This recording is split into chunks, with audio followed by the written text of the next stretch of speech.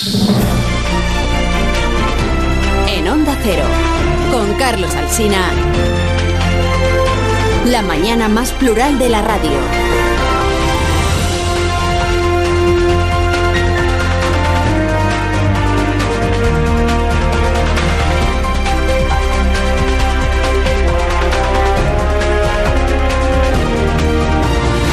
Desde ahora y hasta las 10 en punto de la mañana estamos aquí en tertulia con más de una opinión, como siempre, más de un asunto, más de una voz. Hoy mirando, pues por ejemplo, al sur, por el colapso en los centros de internamiento, en las comisarías, incluso en los pabellones deportivos. Está pasando, por ejemplo, en Algeciras.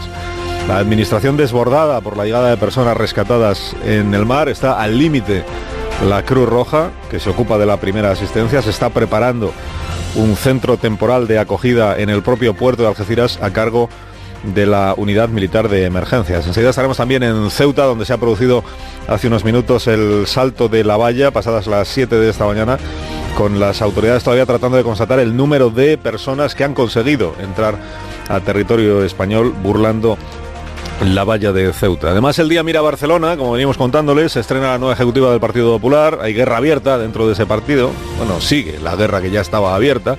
Fracasó la reunión ayer entre Santamaría y Pablo Casado, porque él ofrece 2 puestos de relevancia para Báñez y para De la Serna. A ella le parece que es poca cosa, para haber obtenido más del 40% del apoyo de los compromisarios. Yo no vengo a hablar de mí, yo voy a seguir en política, pero no necesito ningún puesto. Marcharse no se marcha la señora Sáenz de Santamaría, va a seguir en política, pero de momento sin puesto y sin cargo. Las conversaciones naufragaron. Enseguida le preguntamos a un sorayista relevante, que es José Luis Aillo. En Bruselas tenemos al independentismo catalán preparando el retorno de Puigdemont a la mansión de Waterloo, que no a Cataluña, el expatriado que está celebrando el nuevo tono del gobierno de España. Ha supuesto un cambio de estilo, de clima, de lenguaje. Él no cambia, sin embargo, ni el tono, ni el clima, ni el lenguaje. Para inmovilista, pues el propio Puigdemont, que sigue amagando con hacer naufragar mañana las votaciones que quiere sacar adelante el gobierno de Pedro Sánchez.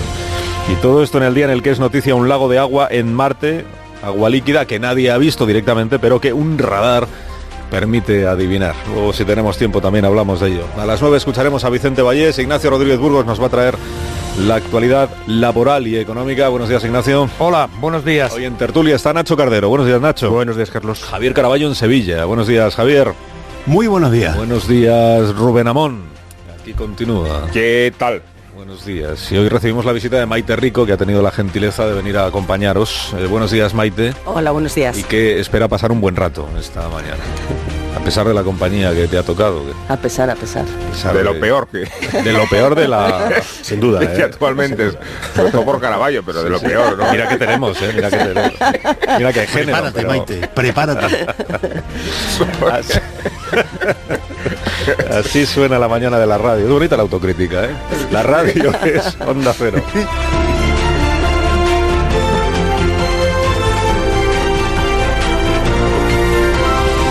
Con Carlos Alsina en Onda Cero, somos más de uno. Buenos días, Fernando Onega. Buenos días, Carlos Alsina. Bueno, me dicen que podrían ser hasta 400 las personas que han logrado entrar en Ceuta sorteando la valla que separa un territorio del otro y que están en este momento, algunas de ellas camino del centro de acogida al que se están dirigiendo y otras 400 es una estimación, así enseguida podremos dar, entiendo, alguna información más precisa sobre esta última noticia. Bueno, ¿de qué no podemos dejar de hablar esta mañana? ¿Qué más tenemos? Pues hoy va de guerras, una que tiende a cerrarse y es la comercial entre Estados Unidos y Europa. Otra que se abre, y es la de la banca contra los impuestos que quiere imponerle el gobierno. Hay la del PP, donde Soraya y Casado rompen negociaciones. Hay la de Villarejo contra el rey Juan Carlos, que hoy por hoy no tendrá comisión parlamentaria de investigación. Y hay la inacabable de Puigdemont, que ayer volvió a enseñar los dientes. La paz en Marte. Propongo comenzar por lo más delicado, que es la comparecencia de Sant Roldán en el Congreso. Secreta, pero algo se sabe. Por ejemplo, que el director del CNI sospecha que Corina fue grabada bajo amenaza y que la filtración de las cintas es una estrategia de defensa de Villarejo. Y en lo que se refiere al rey Juan Carlos, el general de ejército Sant Roldán no investigó el patrimonio del rey porque ningún gobierno se lo pidió, pero no cree que don Juan Carlos tenga dinero fuera de España y rechaza que se haya beneficiado de la amnistía fiscal o que haya cobrado comisiones. Es lo que los medios han conseguido saber. Lo restante siguió el guión previsto. Podemos asegura que salió con más dudas que antes y el PSOE salió satisfecho. Si a este cronista le piden una opinión personal, siempre cree a San Roldán. Y lo que el cronista pregunta a la tertulia es, primero, si vista la reacción del PSOE, ¿habrá comisión de investigación? Parece que no. Y segundo, si la diferencia entre PSOE y Podemos creará un foco de conflicto entre los dos partidos que afecte a la estabilidad del gobierno. Esta última cuestión me parece también importante después de los sobresaltos del martes que abrieron el rumor de elecciones. El panorama está así. El gobierno catalán exige pasos adelante. Puigdemont pide pasar de los gestos a los hechos e Íñigo Errejón le dice a Sánchez que va en bicicleta y si se para, se cae. Es decir, que el cerco continúa, suavizado, pero continúa. Las dudas son, ¿logrará Sánchez imponer su iniciativa? ¿Qué valor dan nuestros analistas al PDeCAT, que ayer dividió sus votos, mitad para apoyar a Rosa María Mateo y la otra mitad no quiso votar? ¿Es intrascendente o es un aviso a Sánchez de que le pueden impedir gobernar? ¿Y cuál será el precio, con eso de que ponen sus escaños en valor, del apoyo a Rosa y al techo de gasto? La otra guerra que estalló es la del Partido Popular, con Sáenz de Santamaría reclamando cuota de poder del 43%, que es el porcentaje que obtuvo en el Congreso Extraordinario, y Pablo Casado diciendo que no, el que ha ganado es él. O sea que lo de la integración al final se está complicando, ¿no? Un poquito, sí. Pero caben dos explicaciones. Una, que sea una técnica negociadora, y otra, que han estallado de verdad las hostilidades. Casado entre dos damas, Cospedal, a la que hay que complacer por su apoyo, y Santamaría, a la que no se debe irritar, y ambas quieren defender a sus leales y castigar a los leales de la otra. La tensión se volvió a hacer visible en el homenaje a Cospedal, en el que no se vio a ningún seguidor de Soraya, y Casado en medio. ¿Quién tiene razón en la pugna del 43%? ¿Soraya al reclamarlo o Pablo al negarlo? Si se aceptase esa cuota, ¿se crearía un partido dentro del partido? ¿Se daría carta de naturaleza a un bloque de oposición interna? Y un apunte más sobre la señora Sáenz de Santamaría que tomo del diario La Razón. No se va al Banco de Santander, prefiere seguir en política, y añade el periódico con un punto de maldad. Soraya se queda en política a la espera del desenlace de la investigación del máster de Casado. ¿Les parece creíble? El Santander pierde así una buena jurista, una abogada del Estado, que le vendría muy bien para la batalla que empieza contra la tasa que quiere imponer el gobierno a las grandes empresas y a la banca. Si no lleva su sede fuera de España, que por el momento parece que lo descarta, cambiaría su estructura legal. Eso sí que es una batalla de poder a poder. Los Botín siempre habían estado con los gobiernos. Metidos en asuntos económicos, la otra gran noticia es el acuerdo Juncker-Trump por el que Estados Unidos paraliza los nuevos aranceles. No sé si afectará a la aceituna negra española, pero Trump, America First, no da nada gratis. ¿Saben los contertulios qué beneficios le arrancó al presidente de la Comisión Europea? Y no sé si suscitan comentarios las noticias del colapso de los centros de acogida de inmigrantes del sur, que están desbordados, y Susana Díaz ya pide que se repartan entre todas las regiones, o esa multa semestral de 12 millones de euros que nos impone Europa por mala depuración de aguas, o ese preso por asesinato y violación que se fugó y reabre el debate de la concesión de permisos a delincuentes sexuales. Y no me olvido, querido Alsina, de que en Marte hay agua. Salada, pero agua. Y si hay agua, puede haber vida. Y si hay vida, puede haber marcianos. O todos los marcianos están ya en la Tierra. Creo que tú conoces bastantes. Sí, Carballo en concreto es... Yo no entiendo la euforia por el hallazgo de Marte, porque lo que hay son restos de que ha habido ríos, delta, afluente, y ahora se ha encontrado un pequeño casquete de agua. Pero vamos a ver, lo normal será que eso sea la imagen de un planeta extinguido. La Tierra será así. Allí pudo haber habido vida, pero ya no hay. y lo que quedará de la Tierra será lo que ahora vemos en Marte. ¿Qué te decíamos, Maite? Por Lo peor de cada... ¿Por qué recibimos con expectación contemplar la imagen de la destrucción, de lo que será la Tierra? La Tierra será algún día como Marte y no quedará nada más que un charco de agua. Lo recibo con euforia por si pudiera desmentir este descubrimiento científico tu propia afirmación, esta que dice que no hay vida en Marte porque ya se extinguió. Bueno. Claro, pero no has dicho tú mismo que hay... No, tú has dicho que hay surcos de la existencia antigua, de ríos, de delta, todo eso existió y ya no existe. Queda un Caravaggio no ve lo que hay, sino lo que seremos. No, exactamente. Exactamente. Estamos celebrando no exactamente que Marte, es una buena figura. Estamos celebrando que en Marte pudo haber vida y ya no hay nada. No, que puede haberla. Eso es lo que va a ocurrir con la Tierra. Que puede haberla. Que algún día algunas bacterias quedarán por ahí. Claro, pues bueno, si lo que se ha descubierto es que hay agua líquida, que sigue habiendo. Se abre la puerta a ver si puede existir vida o no. Pero di que sí, Javier, yo estoy contigo. Paraguas, la de Madrid, y dejémonos de líos de estos de Marte ni nada por el estilo, ¿verdad, Javier? Ulises no hubiera empezado el viaje con estos presupuestos. Caravaggio y Cardero se hubiera quedado en su casa. Están a 5 minutos de negar que el hombre puso el pie en la luna. Pues. Sí. Pero porque ¿qué necesidad había? Que no estoy negando eso. Estoy diciendo que lo que contemplamos es la existencia de un país de un planeta que se ha extinguido, igual que ocurrirá con la Tierra. ¿Te has dado cuenta, Maite, de que planeta. El tertuliano tiene valor porque ha dicho que no te enteras al presentador del programa, arriesgando mucho? Sobre todo en esta fase de renovación de contratos. No te enteras. O sea, si el que no se ha enterado es Caravaggio de que han descubierto agua líquida, que por tanto no se ha extinguido ese agua, sigue estando allí. Y como es líquida, es posible que dentro tenga cositas vivas. Otra cosa es qué diablos sean esas cositas y qué se entienda por vida en Marte. Algo ha quedado, pero eso ha quedado. Un charco. En fin, a ver si luego con cierta urgencia buscamos a alguien que entienda este asunto para que pueda poner un poco de rigor. Fernando, que te cuides mucho. Mañana todavía hay que venir, que pues si hay que venir, se viene. Pues hasta mañana, pásalo bien. Buenos días. Hasta luego.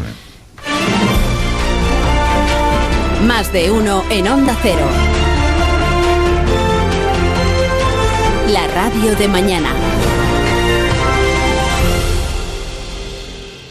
La integración, claro que es posible y la va a haber, por lo menos por mi parte.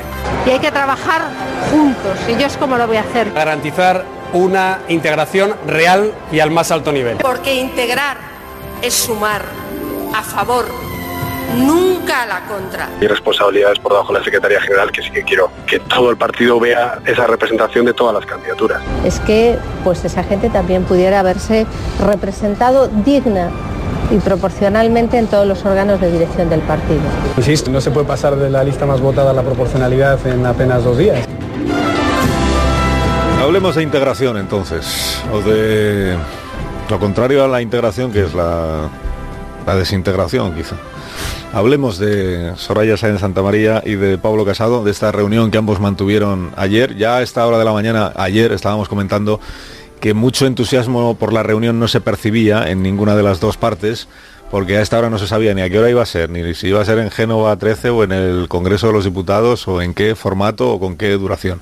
Luego es verdad que hemos visto imágenes de ambos muy sonrientes, sobre todo Pablo Casado, sonriente en su reunión con... Esto era mientras estaban los fotógrafos allí en las cámaras, antes de que realmente entraran en materia. Seguramente después pues las sonrisas ya pues se extinguieron, como la vida en Marte, se extinguieron porque tampoco tienen nada que ocultarse el uno a la otra y la otra al uno.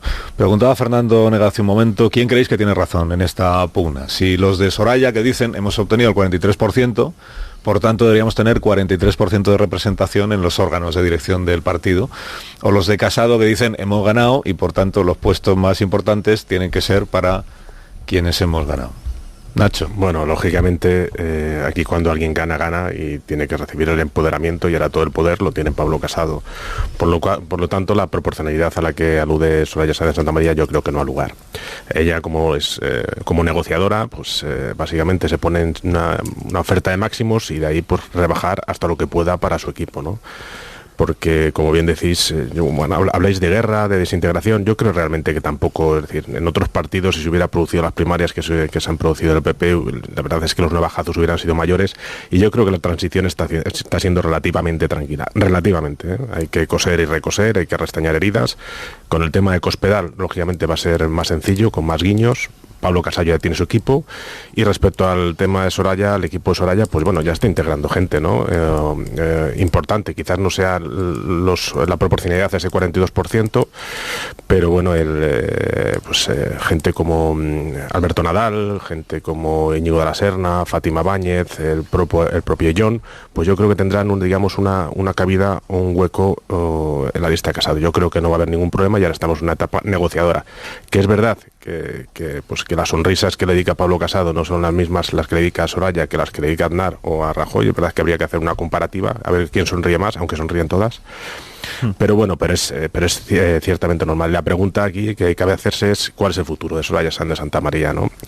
Dudábamos antes de si seguiría en política o se pasaría a la empresa privada, al sector privado. Parece ser que sigue en política, y también hay que ver qué papel va a tener en un partido donde no tiene excesivos candidatos. El Partido Popular para las elecciones municipales y autonómicas no le sobran precisamente, y donde también pues un éxito de Soraya Sáenz de Santamaría en unas municipales y autonómicas, y después unas generales donde a lo mejor no le vaya tan bien al Partido Popular de Pablo Casado, pues podríamos tener después en el medio plazo un problemilla añadido para este partido. Déjame que le pregunte a José Luis Aillón, que fue el director de la campaña de Soraya Sáenz de Santamaría, ¿en qué punto se encuentran las negociaciones, si es que las sigue habiendo? Que no lo sé. Señor Aillón, buenos días.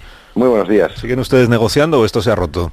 Bueno, ayer por la noche, la última conversación que yo tuve con Javier Maroto, que era la persona con la que estaba hablando, además de Teodoro García Gea, fue la propuesta de que se incorporaran en la ejecutiva Fátima Báñez y Íñigo de la Serna como secretarios de área, y le dije que no me parecía razonable esa propuesta, y a partir de ahí no hemos hablado nada más.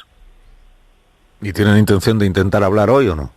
Bueno, la ejecutiva es dentro de unos minutos prácticamente, dentro de 2 horas y pico. Pues no sé, a mí yo mi teléfono siempre está abierto para cualquier llamada, por supuesto. ¿Por qué le dijo usted que no anoche a la propuesta de Báñez y de Íñigo de la Serna? ¿Le parece que es poca cosa lo que les están ofreciendo?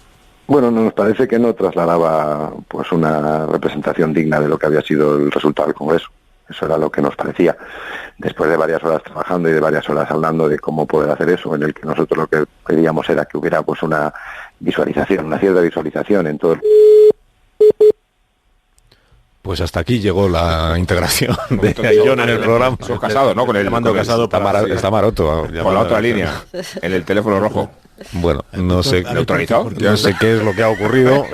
Es interesante porque Aillón, cuando se hacían las especulaciones al principio, antes del... Espera que hemos retomado la comunicación. Señor Aillón, ¿está usted ahí? Sí, sigo aquí, perdone, no sé qué pasa. Tuvimos la impresión de que le estaba entrando una llamada, igual de Maroto, de alguien. Pues a lo mejor justo le he escuchado eso y me han llamado, lo cual siempre es una buena señal, ¿eh? Bueno, me estaba contando usted que lo que ustedes habían planteado era que hubiera una representación en la nueva dirección del Partido Popular que permitiera tener una representación equivalente a la que ustedes obtuvieron en el Congreso del partido, el 40. No exactamente eso, es que se percibiera que desde el primer momento el Partido Popular iba a trabajar al 100% y con la incorporación de todas aquellas personas, independientemente de donde habían estado trabajando durante las candidaturas, durante la campaña electoral. Si no se trataba de buscar un porcentaje, sino se trataba de buscar una representación razonable. Lo pensamos, y yo sigo pensándolo, porque en la Ejecutiva Nacional del Partido pues evidentemente se lleva al día de todo el partido, y era bueno que desde abajo hasta arriba pues se percibiera que el partido estaba trabajando en esa dirección. Ese era el motivo por el que lo planteamos de esta manera. Pero para ustedes, si se hubiera conseguido ese objetivo, ¿cuál habría sido el resultado? Quiero decir, ¿en qué estaban pensando exactamente para que yo lo pueda entender? ¿En tener vicesecretarios generales, al menos alguno ligado al sector de ustedes, de Sáenz de Santamaría? ¿Qué puestos visibles deberían ser desempeñados por personas de esta candidatura para que ustedes pudieran decir se está haciendo visible esta integración? Pues justo lo que usted acaba de decir, es decir, una cosa que fuera razonable, es decir, que si había una serie de vicesecretarios generales, de secretarios o otros órganos del partido, pues que hubiera habido una cierta representación de lo que se estaba decidiendo, no de lo que no se estaba decidiendo por nuestra parte. Y por supuesto, el presidente es Pablo Casado, ha ganado el Congreso y ninguna duda a eso absolutamente. La Secretaría General la tiene que nombrar Pablo Casado entre los 35 miembros de su lista, y los 35 miembros de la lista pues son los 35 miembros de Pablo Casado, eso sin ningún tipo de duda. Era únicamente en la llevanza, digamos, del día a día, en lo que es la parte más ejecutiva del partido. La pregunta que nos estamos haciendo aquí esta mañana es ¿qué pasa a partir de ahora? Que cuando se dice el sector de Soraya Sáenz de Santamaría y ella misma van a seguir dando la batalla, ¿eso qué significa? ¿Qué planes tienen ustedes? Bueno, eso de seguir dando la batalla, la batalla es por el Partido Popular, es decir, la batalla es por trabajar por nuestro partido, pues cada uno donde estamos. Yo hasta hace unos días tenía unas responsabilidades en el gobierno, de repente un día hay una moción de censura y ya no estoy ahí y paso a tener una posición en un escaño en el Parlamento, y lo que me manden que trabaje dentro de mi escaño en el Parlamento, pues es lo que voy a hacer. Esa es la batalla. Yo la batalla solo la doy contra los populistas, la doy contra los independentistas y la doy contra las injusticias que ponga en marcha el gobierno de España, que en este momento creo que está haciendo las cosas rematadamente mal. Esa es la batalla que doy yo todos los días de mi vida mientras esté en primera línea política. Esa es la batalla que yo voy a seguir dando, como no puede ser de otra forma. O sea que si no hay llamada de Javier Maroto a usted o de Pablo Casado a Soraya Sáenz de Santamaría a usted en las próximas horas, tendrán que asumir ustedes que la integración, tal como ustedes la demandaban, no se ha producido, no ha sido posible, y a partir de ahí a seguir trabajando cada uno en el puesto en el que esté. Por supuesto. Eso es como tiene que funcionar esto. No puedes más que trabajar para lo que te han elegido. ¿Qué le parece el nombre de Dolores Montserrat como secretaria general del PP?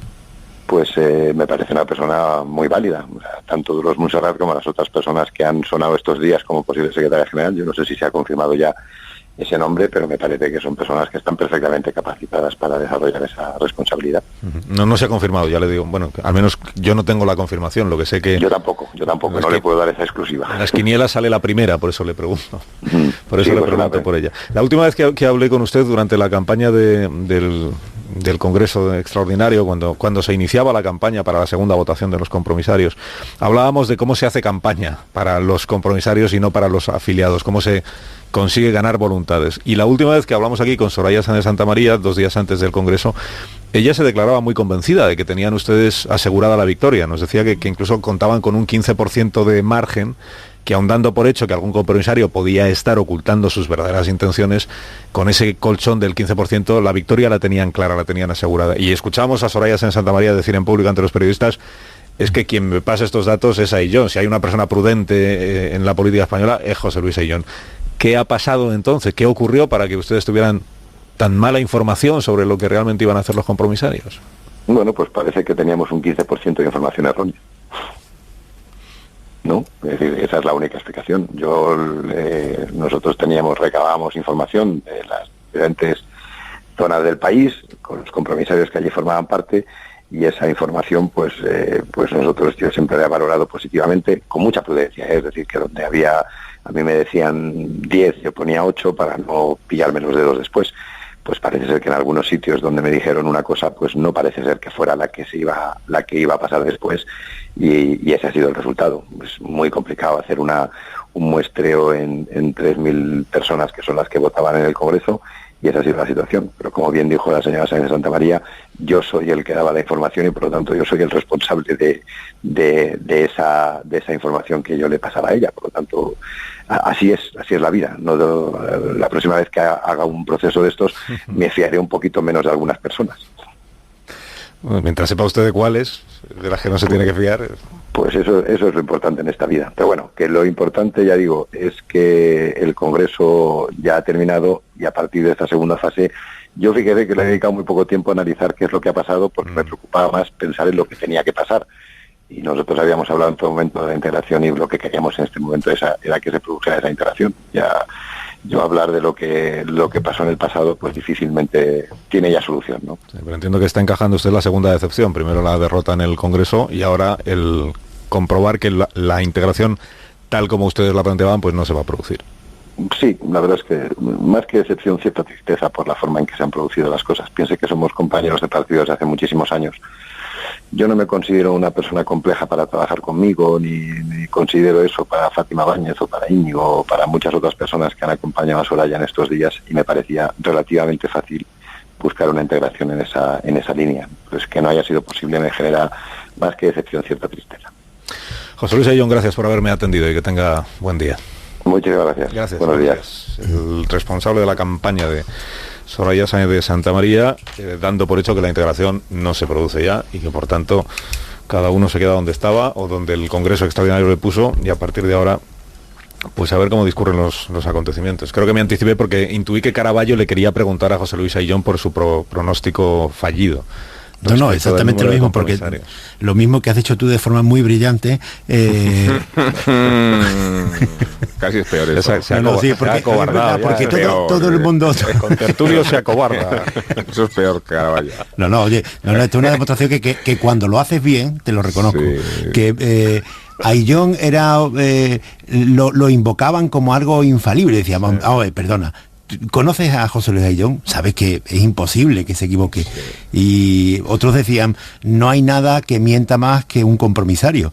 Y esto fue lo que ocurrió. Bueno, podemos pensar que mienten más los españoles en la encuesta, pero bueno, de forma reducida los compromisarios de un congreso. Y la caída de la debacle de Sáenz de Santamaría durante la hora y pico escasa de la votación fue exponencial, porque nadie se lo esperaban. Empezaron a asustarse cuando vieron los aplausos que había en el auditorio, y aquello se fue confirmando en las colas de las votaciones. En fin, pero vuelvo a la pregunta que tú hacías antes sobre la integración. Yo creo que eso en política siempre es igual. En política la autocrítica te la hacen, la renovación te la hacen y la integración te la hacen. Y lo que hará Pablo Casado es integrar a alguien del equipo para simular que existe integración. Pero la integración real no se da nunca. Si quieren integración real, ya lo dije la semana pasada, que integren a Javier Arenas. Eso sí que sería una renovación efectiva, pero eso no va a ocurrir. Nunca va a haber un 40%, porque tampoco tiene por qué ser así. Santamaría ahora, si permanece en política, es porque tiene la esperanza de que la candidatura de Pablo Casado a lo mejor no prospere más allá de 1 año y medio o 2. Y es un tiempo posible razonable para estar esperando en su escaño del Congreso de los Diputados. A partir de ahí nada más. El PP, yo creo que lo peor que ha hecho, lo más relevante de lo que ha ocurrido esta semana, es la escena del sofá de José María Aznar, que yo creo que ha sido de una crueldad extrema hacia Mariano Rajoy, mucho peor que la moción de censura desde el plano personal, mucho peor que la moción de censura de Pedro Sánchez. Maite, ¿cómo lo ves? Pues yo creo que estamos viendo los coletazos o los lodos de problemas larvados durante la etapa de Rajoy, tanto la ruptura con el aznarismo, que ahora intenta Pablo Casado enmendar, como los enfrentamientos entre Cospedal y Sáenz de Santamaría, que sabido es, no cuenta con la simpatía de la militancia. Entonces ha sido todo con el colofón de la gran derrota, de los peores resultados del PP en su historia. Entonces, hablar de integración o abogar por integración está muy bien en el plano teórico, pero es muy poco realista. El hecho de que el grupo de Soraya Sáenz de Santamaría esté pidiendo y exigiendo cuotas agudiza la sensación de que no ha encajado la derrota, de que siguen intentando, que les cuesta renunciar a la poltrona, esa imagen de la vieja política tradicional, y que no asumen que el PP pues ha emprendido una nueva etapa. Yo creo que es un capítulo cerrado. No tira la toalla, me parece bien, es legítimo que lo haga, pero la imagen que está dando es que no da la impresión de que no sabe exactamente bien dónde está parada ahora mismo, ¿no? Que no asume su pérdida de poder. Es que yo creo que hay que aceptar que las primarias tienen un mecanismo exterminador de la corriente derrotada, una tradición que conocemos bien en la política española y que se ha repetido en los casos de Podemos y del Partido Socialista. No le pidáis a Pedro Sánchez y a Pablo Iglesias que se apiade de la corriente derrotada.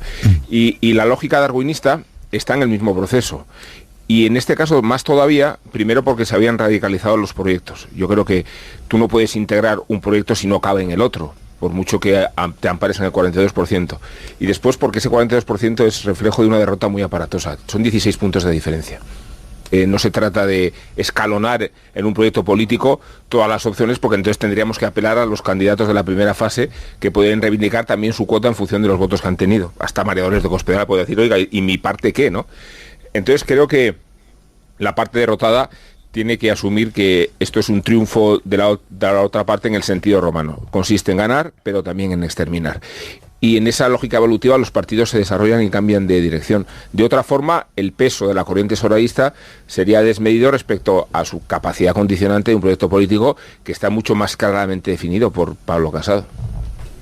Son las 9:02. Antes de que Caraballo tome la palabra, 8:02 en las Islas Canarias. Quiero que vayamos un instante a Onda Cero en Ceuta para saber qué datos tenemos de la entrada de cientos de personas que han conseguido burlar la valla, saltar la valla en Ceuta y acceder, por tanto, a territorio español. En Onda Cero Ceuta, Marta Fernández de Castro. Marta, buenos días. ¿Qué datos tenemos? Buenos días. Sin que se sepa aún la cifra exacta, diferentes fuentes aseguran que el intento de entrada ha sido de 400 migrantes. Marruecos ha conseguido retener a 100 y unos 300 habían entrado por la zona de la frontera del Tarajal. 100 han llegado ya al centro de estancia temporal de inmigrantes, están siendo atendidos por parte de la Cruz Roja y han conseguido, como comentaba, acceder a través de la zona cercana a la frontera del Tarajal. La entrada ha sorprendido a los agentes de la Guardia Civil, que no han podido contener la avalancha. Y la imagen viene siendo la de costumbre, cientos de inmigrantes corriendo por las calles cercanas a las barriadas de Ceuta, a las barriadas de la frontera, y cantando y gritando voz a voz, España, España. Gracias, Marta. La alegría y el entusiasmo de quienes han conseguido entrar a territorio español, que es territorio europeo, y saben que a partir de este momento pues entran en vigor los procedimientos que afectan a las personas que han entrado de manera irregular, de entrada pues en los centros de internamiento, a la espera de que se esclarezca cuál es la situación y, en su caso, si se decide la deportación, pues se produce la devolución a sus países de origen. Son las 9:03, 8:03 en Canarias. Escuchamos el comentario de Vicente Vallés. Buenos días, Vicente. Buenos días, Carlos. Este jueves es otro de esos muchos días en los que los medios informamos de que el Gobierno ha perdido una votación en el Parlamento. Es algo tan habitual que empieza a no ser noticia, porque el Gobierno, el actual y el anterior, ha perdido votaciones casi cada semana desde que los españoles acabaron con el sistema de dos grandes partidos que había hasta las elecciones de diciembre de 2015. Rajoy coleccionó derrotas parlamentarias con la fiesta final de la moción de censura, y en los menos de 2 meses que Pedro Sánchez lleva en el poder, el Parlamento sigue sin producir nada práctico. Las urnas decidieron que no hubiera mayorías absolutas, pero cuando no las hay, los partidos se niegan a conformar coaliciones para gobernar con apoyo parlamentario, que es lo que se hace en los países normales. Aquí los partidos siguen empeñados en gobernar en solitario, aunque solo tenga 84 escaños. Los españoles acabaron en las urnas con las mayorías absolutas y, por tanto, debería haber pactos por la estabilidad, pero los partidos no se dan por enterados. Más de uno en Onda Cero. Y a las 9:10 de la mañana, 8:10 en las Islas Canarias, aquí en conversación hoy con Cardero, con Caraballo, con Rico y con Amón. Me vais a permitir que salude a Carlos Martín, que es el portavoz de ayuda humanitaria de la Comisión Europea, porque ayer en este programa el portavoz de Nueva Democracia, partido del centro-derecha en Grecia, que está ahora en la oposición, Manolis Mavromatis, denunciaba, hablábamos con él sobre la situación de los incendios en Grecia, y él reprochaba a la Unión Europea, a la Comisión Europea, que no haya recursos disponibles para colaborar, para ayudar en la extinción de los fuegos en Grecia. Él nos decía porque los recursos están todos puestos en Suecia y porque no han salido adelante algunas iniciativas que, cuando él estaba de asesor o de colaborador en uno de los puestos de la Comisión Europea, fueron propuestos. Y la portavocía de ayuda humanitaria de la Comisión Europea quiere puntualizar, entiendo, matizar o responder a algunas de estas consideraciones. Carlos Martín, buenos días. Hola, buenos días. Pues usted me dirá qué es lo que quiere decir. Sí, bueno, más que discutir los datos del señor Mavromatis, sí, que no conozco su origen, sí puedo dar los datos oficiales que tenemos aquí desde el Centro de Emergencias, donde coordinamos toda la ayuda que damos a los Estados miembros cuando hay cualquier tipo de catástrofe naturales, y en este caso una serie de incendios muy graves que hemos visto en Suecia y en Grecia. La verdad es que podemos decir que en este caso hemos sido realmente afortunados dentro de la situación trágica, porque hemos podido dar toda la ayuda que se nos ha pedido. empezando por la semana pasada con un fuego muy importante y muy raro, muy poco habitual en un país escandinavo, conseguimos movilizar la mayor cantidad de ayuda para la extinción de incendios desde que se creó este mecanismo ya por el 2001.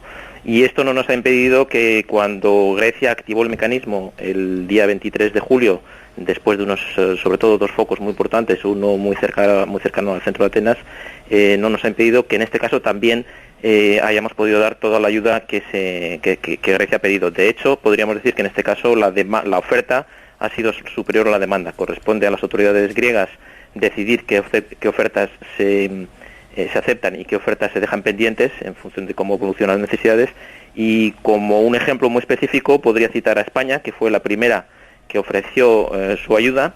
En ese momento esa petición, esa oferta quedó abierta, y hace justo 10 minutos nuestro comisario Stylianides, que está en Grecia coordinando la ayuda, acaba de anunciar que los aviones españoles están en vuelo con destino a Atenas para participar en las labores de extinción. Porque inicialmente el gobierno de Grecia no había considerado necesario que los aviones españoles participaran en las tareas de extinción de los fuegos. Inicialmente fue rechazada la oferta.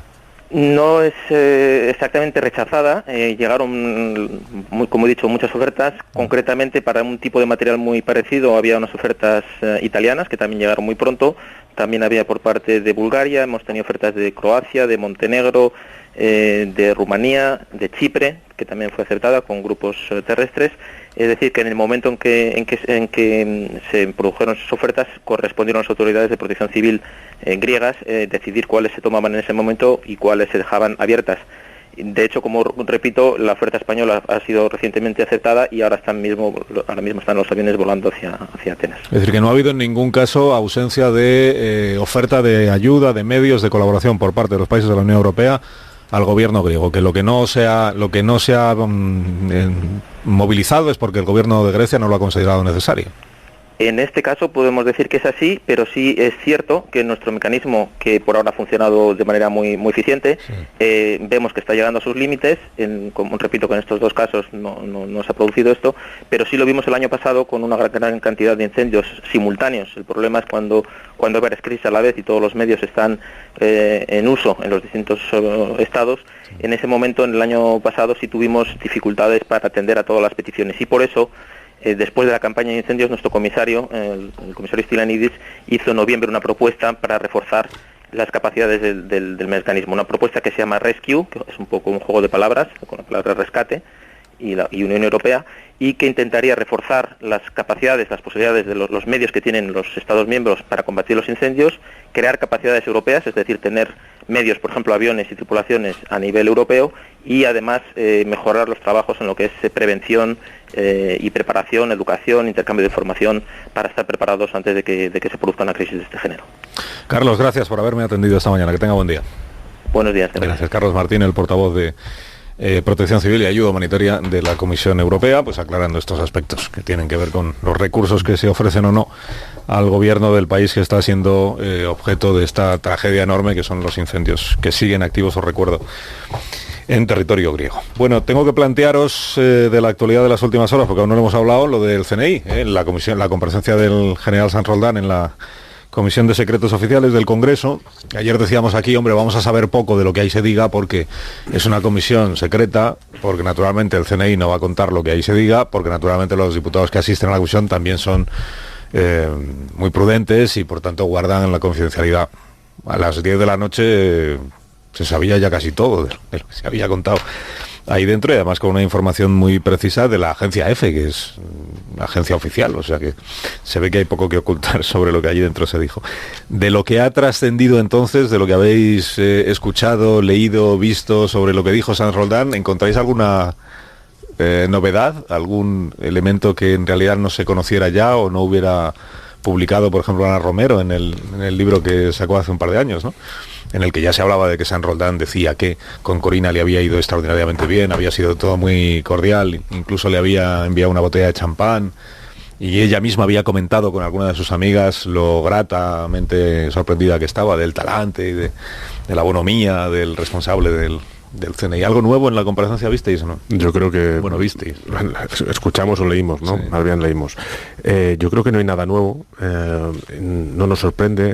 Es decir, es un poco el argumentario de tiempo atrás que viene diciendo el general, además en prácticamente la misma comisión. Es decir, que lo que existe aquí es una campaña, un chantaje por parte de unos señores que estuvieron en el Ministerio Interior, la policía, para conseguir unos beneficios particulares, en este caso para meter presión al señor Villarejo, que está en la cárcel. Esto no es nuevo.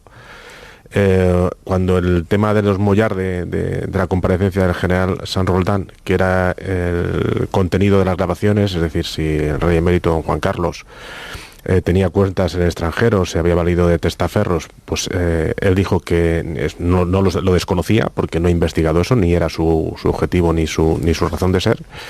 Y entonces, después de la comparecencia de ayer, si aquí se acaba todo, si esto sí sirve de dique de contención para con el gobierno y digamos este frente antimonárquico que se ha montado, que pretende erosionar lo que es la corona, acabar con el régimen del 78, como lo llama y tal, si aquí acaba esto, pues yo creo que no. Yo creo que el gobierno va a tener un problema, va a seguir la presión. Y se van a analizar el contenido de las cintas, en el contenido y el continente, es decir, si realmente lo que se dice en esas cintas es así, y el continente, y por qué se filtra y qué buscaba el comisario Villarejo y su grupo de policías o de aliados. Y aquí lo tiene complicado el gobierno, lo va a tener complicado. ¿Por qué? Pues porque hay una pieza separada en un tribunal, en un juzgado, y si hay una pieza separada en un juzgado, y si tenemos en consideración que la separación de poderes, el juzgado investigará, y llegado el caso, si ve que hay indicios de, por ejemplo, blanqueo de capitales o falsedad de documento, pues tendrá que elevarlo al Tribunal Supremo, porque bueno, aquí se produjo una abdicación y el rey, la inviolabilidad del rey es hasta cierto año, y a partir de cierto año, si existe delito continuado o si pues tendrá que ser elevada la causa al Supremo, y es muy probable que este tema pues llegue al Supremo del rey emérito, y esto no lo va a poder parar el gobierno por mucha comparecencia del general San Roldán en el Congreso. Yo creo que el gobierno sí puede tener posibilidades de pararlo, en el sentido de que estamos ante un caso emblemático de razón de Estado. Un caso en el que la estabilidad de las instituciones prima sobre la verdad. En este sentido, yo creo que el recorrido político del caso en el Congreso, con el dique de contención que suponen el Partido Popular y el PSOE, pues es escaso. No sé si los tribunales, el recorrido podrá ser llegar hasta el final o no. Lo hemos visto ahora en el caso Noos, donde hubo también cortafuegos, también por razones de Estado. Me parece inevitable esgrimir esa razón de Estado frente a razones tácticas y partidistas de independentistas y de la extrema izquierda, ¿no?, que quieren usar el escándalo para sus fines políticos. Pero dicho esto, yo como ciudadana y como contribuyente pues me siento agraviada, ¿no?, por el hecho de que tengamos al mismísimo jefe de los servicios de inteligencia de un país con problemas como el yihadismo, como la inmigración irregular, como el independentismo, pues dedicando tiempo y presupuestos a resolver las cuitas personales del anterior jefe del Estado y sus amigas entrañables. Creo que no es propio de una democracia avanzada. Caraballo. A mí me parece que el gobierno ni puede ni debe intentar paralizar o influir en nada en lo que se pueda investigar de don Juan Carlos, pero me refiero solo a los tribunales de justicia, me refiero solo a la Fiscalía, que no haga absolutamente nada y esto siga su curso. En el plano político yo creo que esta polémica ha llegado ya donde tenía que llegar, que es a esa comisión de secretos oficiales, a la comparecencia del director del Centro Nacional de Inteligencia y las explicaciones que haya podido dar allí a los diputados, que tienen que ser reservadas. Sabemos todos que las comisiones de investigación en el Congreso de los Diputados, en cualquier Parlamento español que la que se haya producido, son siempre un circo político, en lo que nunca, jamás, que yo sepa, se tiene algún interés por esclarecer la verdad, sino que se toma en plan mitinero por cada grupo, y eso en un asunto tan delicado como este, desde luego yo no me parece que sería una torpeza y hacernos mucho daño. Pero en los tribunales, por supuesto, y sobre todo después de la intervención del director del CNI de ayer, había dos cosas que tenía que aclararnos, que es lo que se ha filtrado. La voz esa que hemos escuchado en la cinta es la de Corina, porque nos parecía al principio que no, que hablaba un español muy correcto, y ha dicho que sí, que es la de Corina. Y en segundo lugar, ¿es verdad que el rey Juan Carlos ha podido cobrar comisiones del AVE a la Meca? ¿Es verdad que puede tener cuentas en el extranjero? ¿Es verdad que se ha acogido a la amnistía fiscal? Bueno, pues de estas tres tampoco hizo ningún desmentido. Y como no hizo ningún desmentido, tiene que ser la justicia la que lo aclare. Pero la justicia, no una comisión Javier, de investigación de circo. Ni desmentido ni corroboración, porque no forma parte del orden de su conocimiento. Bueno, pero es que yo podría creo que haber dicho Rubén, esa no es la voz de Corina. No, pero y no lo dijo. Vale, pero y podría haber dicho, de acuerdo, pero el no, CNI no tiene certeza de que esto no es verdad. La voz de Corina con la veracidad del contenido, ¿eh? No. Porque se puede amañar perfectamente una grabación y esta podría estar perfectamente amañada en el sentido de que Villarejo y Corina hubieran coreografiado este montaje con fines que ya conocemos de extorsión. O sea, que sea la voz de Corina y que hable español no significa que el contenido de lo declarado en esa grabación sea verosímil o sea veraz, ¿no? Sí, yo no estoy dando pero digo que la expectativa que suscitó la comisión de ayer, yo creo que vuelve a demostrar, y coincido con tu punto de vista, también con el de Nacho cuando dice que el escrúpulo de la separación de poderes exige que se diriman en sede judicial el asunto del que hablamos. Pero es que yo creo que la comisión parlamentaria es una injerencia del poder legislativo en el poder judicial y que solo sirven para llevar debates políticos, yo creo que muy pervertidos, como este de cuestionar la monarquía como institución partiendo de los comportamientos anómalos en que puede incurrir el rey Juan Carlos, que era el objetivo de la sesión y que era el objeto el llamamiento que se le había hecho al Partido Socialista, si iba a participar o no de la conspiración, que yo creo que existe, de Unidos Podemos y de los soberanistas, para haber encontrado en la monarquía el punto débil a la estabilidad del Estado. Y ahí es donde creo que claro que tiene que prevalecer un escrúpulo total, sin que eso discrimine la posibilidad de que los delitos se juzguen donde se tienen que juzgar. Pero si todas las comisiones parlamentarias tienen un sesgo de intoxicación en la separación de poderes, más todavía, porque habíamos quedado que era bajo secreto. Entonces, si no se respeta el secreto, si trasciende todo lo que allí se airea, ¿de qué sirve convocarse? Pues sirve solo para, yo creo, escenificar. Es verdad, el Partido Socialista en una posición rotunda y sólida respecto a que no se transige con el sabotaje o con la conspiración de Unidos Podemos y de los soberanistas.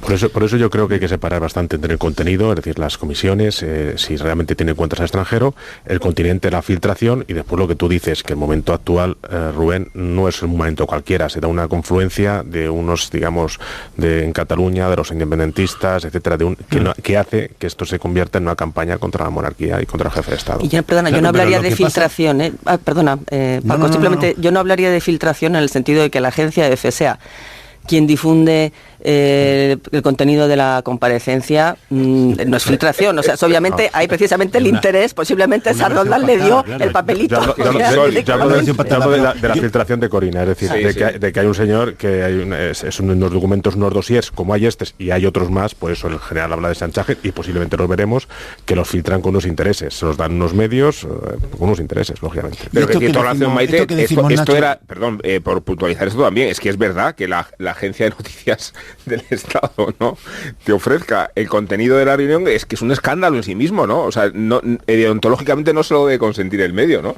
Ya habrá otros caminos para conocerlo, pero atención, termina la comparecencia y sale el teletipo. Bueno, es que es verdad. Bien, ha sido una comparecencia abierta, que es lo que se pretendía. Sobre lo que decís que yo lo comparto, la preocupación que tenemos por la estabilidad de la corona.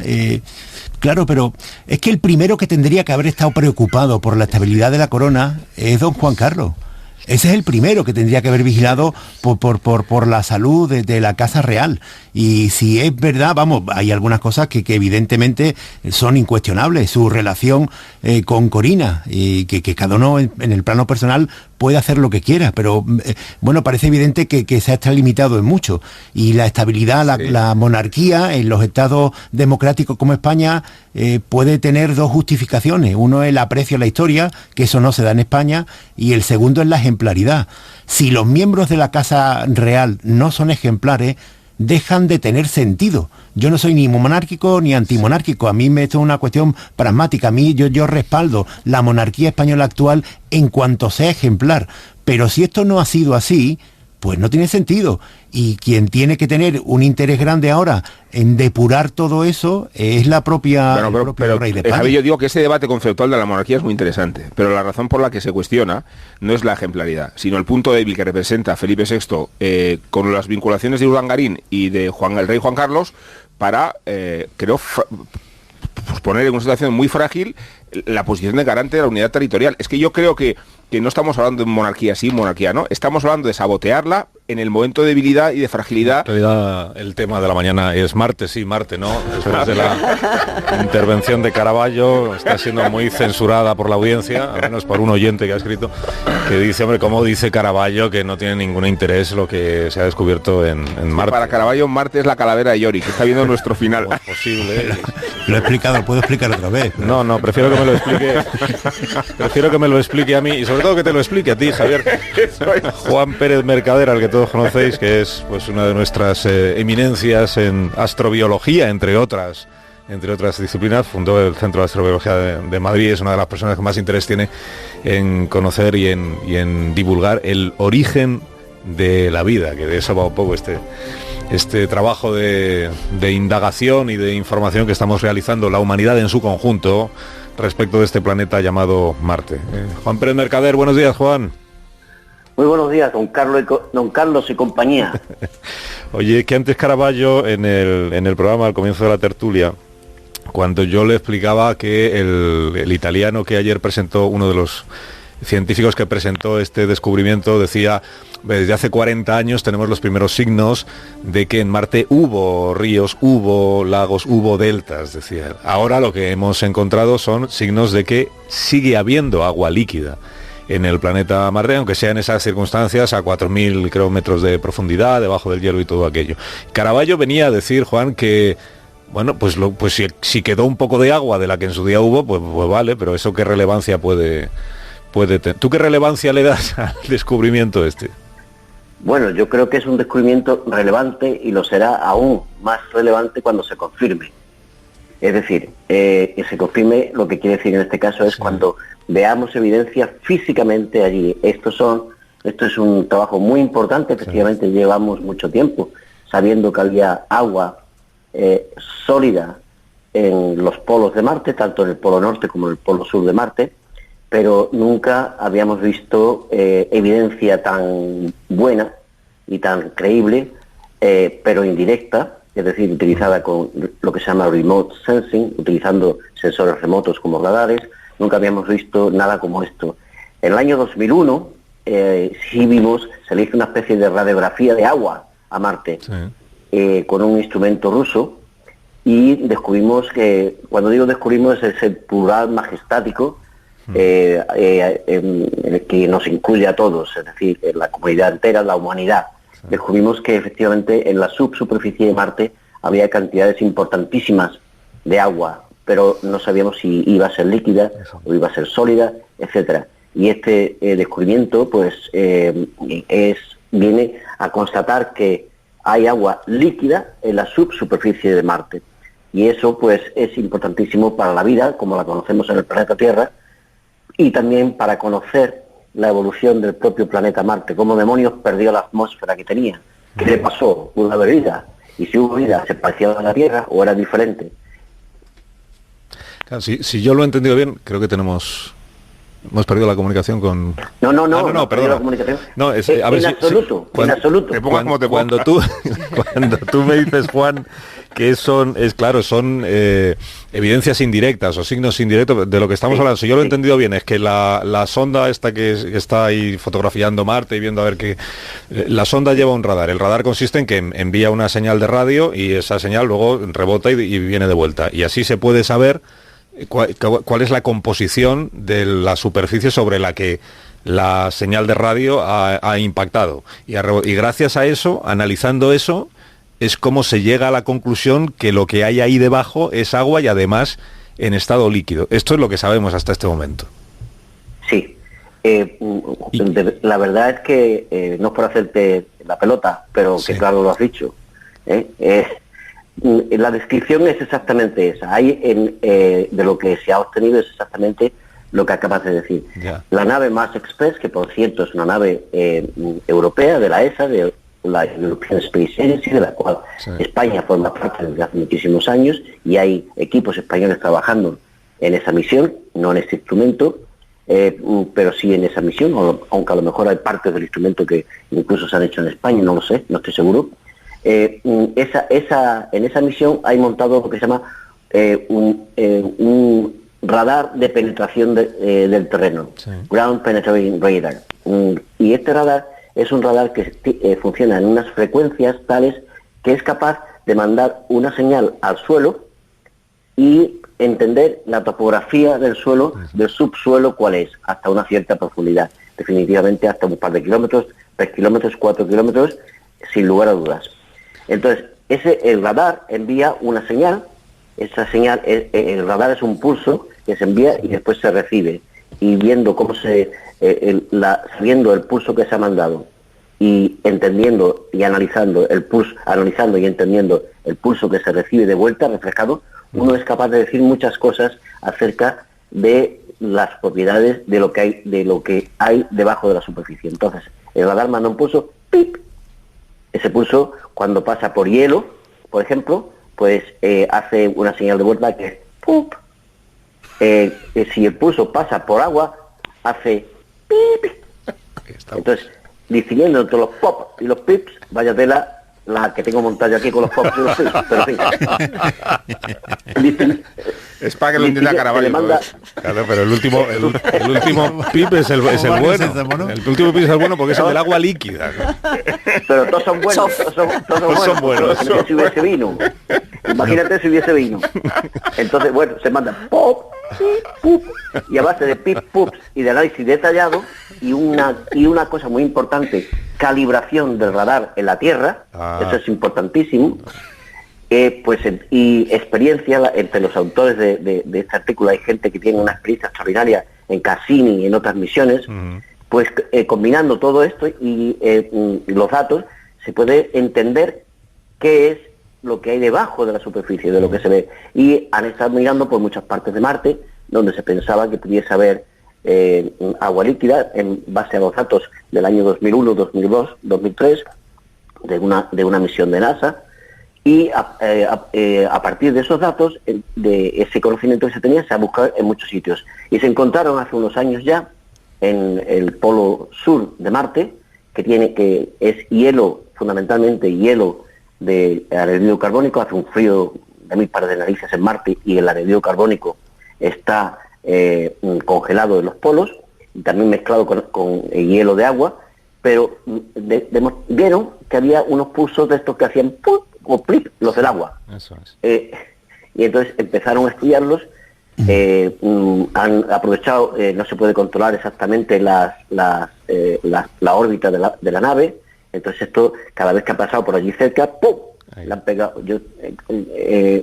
le ha pegado un análisis, se ha estudiado esa zona, y después de mucho estudio, mucho dato y sobre todo una pericia técnica espectacular, pues han sido capaces de convencer a la comunidad y en particular a la revista Science, que no es trivial, convencerles y convencer a la comunidad fundamentalmente que efectivamente ahí debajo hay un lago de agua líquida. Es decir, los pulsos del agua líquida son diferentes, Carlos y compañía, son diferentes los pulsos de vuelta del agua líquida, son diferentes de los pulsos de vuelta del hielo, y los pulsos de vuelta del hielo de agua son diferentes de los pulsos de vuelta del hielo de anhídrido carbónico. Entonces, y eso es lo que nos ha permitido hacer este estudio. Los italianos, estos encomiable trabajo, se han dejado los ojos y el oído durante meses analizando las señales del radar. Pero tú al principio decías, claro, esto será más importante todavía el día que podamos confirmarlo físicamente. ¿Y cómo llegamos hasta la confirmación física? Porque tenemos que ir, alguno de nosotros, a Marte con un taladrador para hacer un agujero en el cajete de hielo y poder tomar una muestra del agua que hay ahí líquida para ver qué tiene dentro, con todo el riesgo que eso supone, porque yo soy a mí me da bastante miedo que pueda haber una bacteria de esas marcianas que luego nos la traemos de regreso a la Tierra y la hemos pifiado del todo. Es que mal pronuncias la fe. Sí, es verdad eso. Vamos, no sé si me explico. Sí, es que hago una traducción al idioma radiofónicamente admisible. Sí, pero el abecedario es el abecedario. Pues, bueno, yo estoy contigo totalmente, pero al revés, también. Es decir, yo no estoy tan preocupado porque nos pueda llegar una bacteria de Marte, porque aquí la vida es extremadamente robusta y ya se defendería ella, probablemente. Lo que pasa es que si llegase una bacteria de Marte, la quisiéramos ver exactamente como es, sin que nuestra vida aquí la pudiese contaminar. Eso es muy importante desde el punto de vista científico y desde el punto de vista de los análisis que estamos empezando a hacer acerca de potencial existencia de vida en otros lugares del sistema solar o incluso fuera del sistema solar. Pero a mí lo que me da más miedo todavía es que lleguemos a Marte, que contiene, Marte es, en inglés se dice un treasure trove, parece que quiere decir como un baúl de tesoro, un tesoro en un baúl. Un treasure trove, un tesoros espectaculares acerca de la historia pasada del sistema solar y en particular de asuntos en la evidencia, en la evolución del sistema solar que tiene mucho que ver con la presencia de vida, con la presencia de vida en Marte. Eso es, o no presencia de vida en Marte, eso es importantísimo. Entonces, ir allí, taladrar a lo bestia y contaminar, eso sería terrible, porque nos cambiaría mucho la Tierra, la vida. Sabemos que la vida de la Tierra, allá donde puede evolucionar y agarrar como si fuese una planta, pues allí agarra. Y eso lo sabemos. Entonces no queremos contaminar Marte. Pero vamos a ir a Marte con misiones en un futuro muy próximo, y en los próximos 10 años seguro que habrá varias misiones más. Vamos a ir a Marte y vamos a poder, queridos todos, vamos a poder taladrar un poquito en algunos sitios y sitios elegidos críticamente, es decir, con muchísimo cuidado, para taladrar y para saber qué hay en unos metros por debajo de la superficie de Marte. Y pensamos que ahí podemos encontrar alguna evidencia, pensamos, no quiere decir que creamos, es que se puede argumentar que ahí podremos encontrar algún tipo de evidencia de potencial vida pasada en la superficie de Marte y probablemente vida actual. A mí no me cabe la más mínima duda ya de que en Marte hay agua líquida. Hay que verla, hay que tocarla, como diría Santo Tomás, pero hay que tocarla. Pero hay muchos otros lugares del sistema solar, como Encelado, un satélite Saturno, etcétera, que sabemos que contienen una cantidad importante de productos orgánicos que sabemos que están relacionados, aunque indirectamente, y a varios estadios en la evolución química del sistema solar, están relacionados con los productos que pudieron en algún momento iniciar la vida de nuestro planeta. Y por otro lado, estamos haciendo experimentos en laboratorios en los que somos capaces de generar sistemas que, aunque no son como la vida en nuestro planeta actualmente, sí son sistemas muy sencillos que no cuesta mucho trabajo crearlos y que se comportan como sistemas vivos. Entonces, esta noticia, y sé que estoy en la radio y abusando un poquito de vuestra confianza y de la paciencia de vuestros oyentes, este descubrimiento es importante en el sentido de que confirma de una manera muy importante, muy seria y muy espectacular, pues lo que mucha gente pensaba, pero que debería de ser, aunque esto llevó su tiempo convencer a la comunidad. Y tenemos la enorme suerte de estar viendo en nuestra propia vida, mientras estamos vivos, empezar a descubrir que cerca de nosotros, Marte está cerca, está a 20 minutos luz de nosotros, que cerca de nosotros pues hay lugares donde ha podido existir vida, o donde puede existir vida hoy en día, en ese lago subterráneo que se parece en cierto sentido a algunos lagos en la Antártida nuestra. Juan, te agradezco muchísimo la conversación y el buen rato que nos hace siempre pasar, además de lo que aprendemos, y sobre todo te agradezco la maravillosa recreación que has hecho del radar y de las señales que van y vuelven del planeta. Un abrazo fuerte, Juan, cuídate mucho. Un abrazo muy fuerte, muchísimas gracias, y vosotros también, hasta siempre. Gracias. Pérez Mercader, hablando en este programa desde Harvard, que es un sitio donde hacen investigaciones también y estudios. No me atrevo a preguntarle a Caravaggio si ha cambiado de criterio después de esta conversación, me metemos lo peor. Que sonar un encefalograma plano ahora. ¡Pip! No, es que lo que desconoces es que Juan Pérez Mercader es de mi pueblo, es de Alcalá de Guadaira. No, lo sé. Porque en Alcalá de Guadaira somos muy de astrobiología. Entonces todo esto nos lo manejamos bien. Y ha vuelto a decir lo que, vamos, que si Marte tiene interés es porque nos puede ayudar a saber por qué se destruyó la atmósfera. Es decir, vamos a analizar cómo un planeta se va al garete. Y esa es la experiencia que nos puede dar Marte. Es lo que decía al principio. Que no entiendo dónde está la euforia ahí. Son las 10:19 minutos. Una menos en Canarias. Paramos un instante. Estaba Ignacio apuntando ahí cuántos, 20 minutos luz, es el concepto bueno, que a ti te ha fascinado. Vamos, de aquí a Plaza Castilla, 20 minutos metro, luz. Vamos. y lo de la atmósfera, en cualquier momento alguien dirá que la culpa la tiene el diésel, ¿sabes? Eso de la desaparición de la atmósfera en Marte. Pero vamos, me ha llamado la atención eso de 20 minutos luz. Claro, habría que recordar que en un segundo son 300.000 kilómetros por segundo a la velocidad que va la luz en el vacío. En 18 minutos luz nos ponemos en las 10 de la mañana, una menos en Canarias. Un instante, ahora mismo continuamos. Que Amón pretende indultar a alguien esta mañana. Algo más bien, porque no recuerdo haber indultado nunca a una compañía aérea, aunque no esté claro que Ryanair sea una compañía aérea, sobre todo desde que los vuelos no despegan.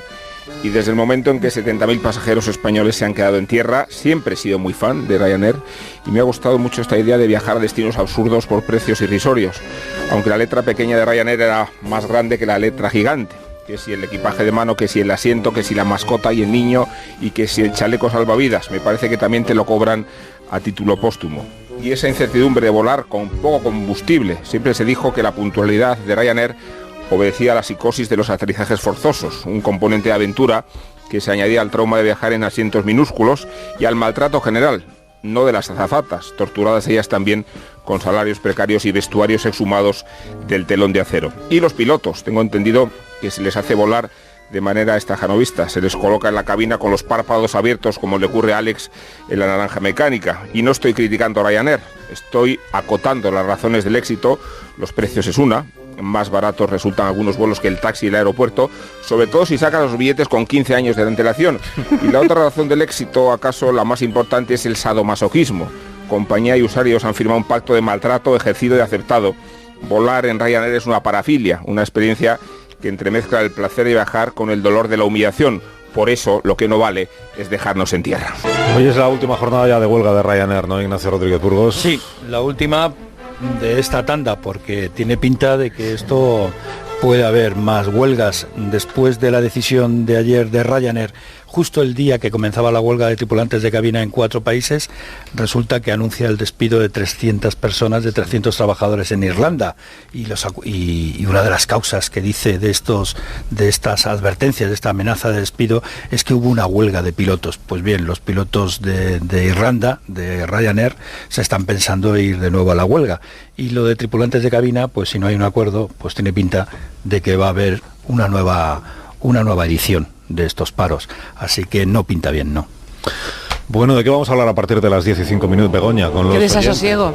Vamos a hablar de libros, porque está Lorenzo Díaz con nosotros hoy y antes de que se nos vaya... Le atisbo allí al final del estudio, es que es enorme el estudio. Y vamos a recomendar libros, van a recomendar los oyentes libros para este verano. Para ti, que vas a tener tanto tiempo libre. Ah, pues sí, yo me apunto todas las recomendaciones. Claro, pues ya eso a partir del mismo sábado, pues o incluso mañana es viernes. ¿ya? Mañana es viernes. Yo, por ejemplo, mañana a partir de las 10:05 ya estoy de vacaciones. ¿Ya estás leyendo? O sea, ya puedo ponerme... ¿Tú cuál recomendarías? Yo cuál recomendaría... Pues no te sé decir, porque yo es que ahora estoy leyendo a Carmen de Burgos, que igual muy popular ahora mismo no importa. No es, que tiene una obra bastante, es muy accesible su obra en el sentido de que la puedes encontrar en la Biblioteca Nacional digitalizada, que es, tienes ahí todas las obras completas de ella. Y es muy interesante ver cómo a principios del siglo pasado había una señora que era periodista y se ganaba la vida ya como periodista, fue la primera que se pudo ganar la vida ejerciendo esa actividad en nuestro país, y que escribía desde un punto de vista muy actual sobre la mujer. Ajá. Y las discriminaciones que sufría la mujer en todo tipo de ámbitos profesionales, culturales y sociales, en la sociedad de hace 100 años. Y Carmen de Burgos tiene reivindicaciones que son absolutamente actuales. Reivindicaciones y activismo, porque ella fue muy activa y muy activista en su época, reclamando pues todo lo que hoy nos parecen que son derechos consolidados, pero que en aquella época pues no lo era. O sea que es interesante. Me gusta. En ese sentido. Pues me alegro de que te guste. Nada, no, seguro que Nacho tiene también alguna recomendación que hacer. Bueno, Maite no te cuento que no para de leer y leer. A Mon pues no le vamos a preguntar porque igual responde. Igual dice algún libro suyo. Seguida te dice que ha publicado un libro sobre, lo sabes, ¿no? Sí, sobre el teatro real. Lo sé. Sí, pero yo no me leo a mí mismo. No lo he visto todavía, pero lo sé. Muy bien, pues veo que no tenéis ningún interés, entonces yo es que en verano siempre me voy a lo facilón, a lo fácil. También vale lo facilón. Un thriller estoy de la Casa Blanca, que ha escrito Patterson y Bill Clinton, y estoy con ese, que es un libro fácil para desconectar de tanta política y tanta economía, y me voy a lo fácil. Pues para desconectar de la política te lees un libro de Clinton. Bueno, es un thriller. Es un thriller, al final, es un thriller. Sí, creo que Caravaggio se va a leer todo lo que haya publicado de Carl Sagan y de otros. Yo llamaré después, yo soy de los que escriben en directo, ¿no? A la hora de los oyentes. Mi Crónicas marcianas de en directo se va a leer.